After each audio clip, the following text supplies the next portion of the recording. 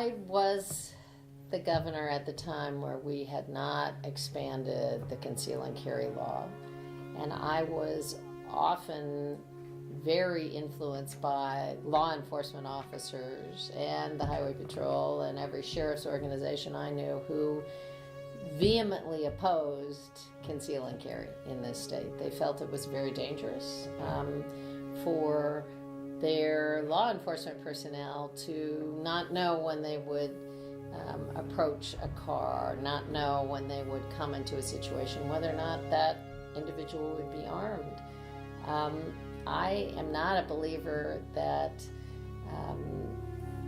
having more guns actually makes us safer. While I'm a strong supporter of the Second Amendment and very much appreciated the hunting traditions here in Kansas and love to lead the gang at the one-shot turkey shoot and actually have a turkey in the Turkey Hall of Fame, I find the level of gun violence in this country very troubling, and it is so vastly different than any other country on earth. The number of people killed every day on street corners with guns, the number of domestic violence situations which end up with a gun death, violence, the mass shootings that occur, that I guess I'm troubled. Promoting guns in more places, to me, puts more people in danger.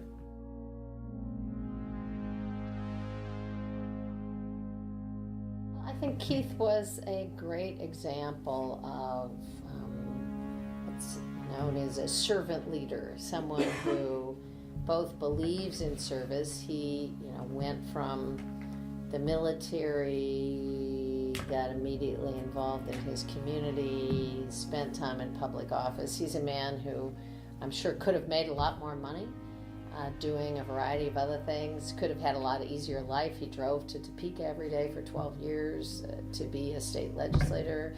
He went to Washington and balanced that life.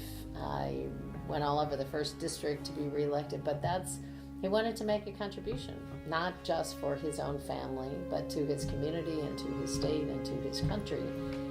And I think that sense of public service, and he was, I think, known for his ability to work with Democrats and Republicans, to be very much not only civil but thoughtful. I mean, he carried early on fair housing legislation because he thought it was the right thing to do, not necessarily because there was a real problem with that in communities in western Kansas, but he looked at situations that existed and said, that this needs to change, and he put his reputation and his public persona on the line, and we heard those stories. He loved the outdoors and spent a lot of time working on the parks in this country and the U.S. monuments.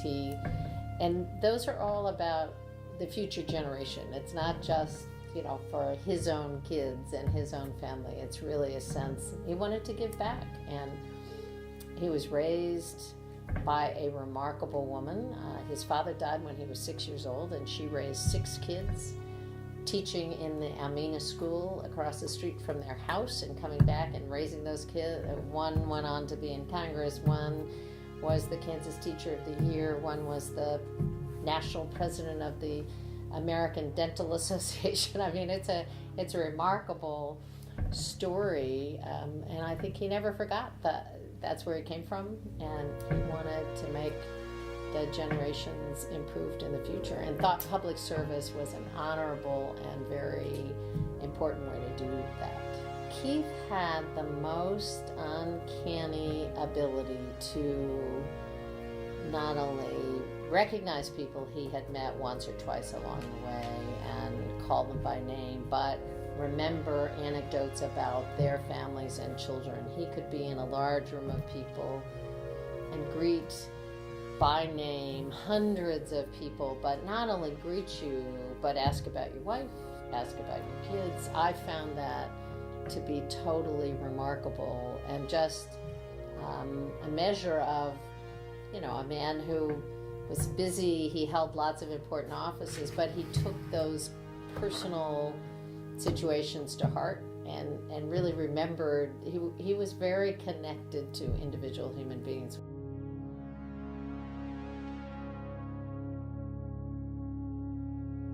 Well, I'm the first to admit that the website launch was pretty flawed. It would have been great to have a functional website from day one. I think the good news is that I said it was flawed. I held myself accountable for it. We fixed it, and within 8 weeks it was up and running, so that by the end of the first enrollment, which was the end of March of 2014, we had 8 million people signed up. So no one lost coverage because coverage didn't start until January. They were frustrated with their early tries at getting on the site, but I'm thrilled that we had a marketplace. I had focused a lot of my time and energy on making sure that insurers would come to the market and sell product, and that consumers knew that there was a product that they could buy. And those two pieces of the puzzle is where my time was focused. Should have spent more time on the technology side, but it works, it's functioning, and we have almost 22 million people now with coverage. Well, there were two ways that uninsured individuals could get coverage under the new law. One was with the marketplaces, and those were primarily designed for people who were working, didn't have affordable coverage in their workplace, or who had some kind of pre-existing condition and were locked into a policy that was so expensive that they were going to be out in any moment. The other piece of the law was expanding Medicaid, the insurance program for the lowest income workers and families, and making that standard more universal across the country, and making sure that people had coverage. That's the portion of the puzzle that the Republican governors, some, including Governor Brownback, have decided not to take up. I think it's not only economically very difficult, and we've just seen, as you say, the closure of the Independence Hospital, and the CEO of the Independence Hospital said, not the entire reason, but certainly a portion of the reason, is that they don't have the funds that would be available from paying customers coming through the door. But also I think it's kind of morally reprehensible, where we have very low income individuals in Kansas and in now 26 states around the country, where there are veterans, there are students, there are individuals who may suffer from mental illness or substance abuse, who could have access to medical care, who could have access to treatment, who could be taking care of their families, but because of the politics are being denied that care and coverage. And I think that's a very difficult situation. In Kansas, there are about 150,000 people who would have health care today, 100% of which would be paid for by the federal government. I think politics has a lot to do with it. There are lots of Republican governors who have expanded Medicaid. I think now 29 to 30 states, and another 4 or 5, I said 25 states, 26 before, but that's wrong. 29 or 30 states have expanded. There are another 4 or 5 governors, including Utah and South Dakota, Republican governors. Ohio? Well, Ohio is done. I'm saying these governors want to be now expanded, and haven't yet gotten it through their legislators. But here, there seems to be a total resistance based on, I assume, the fact that President Obama has been involved with this program.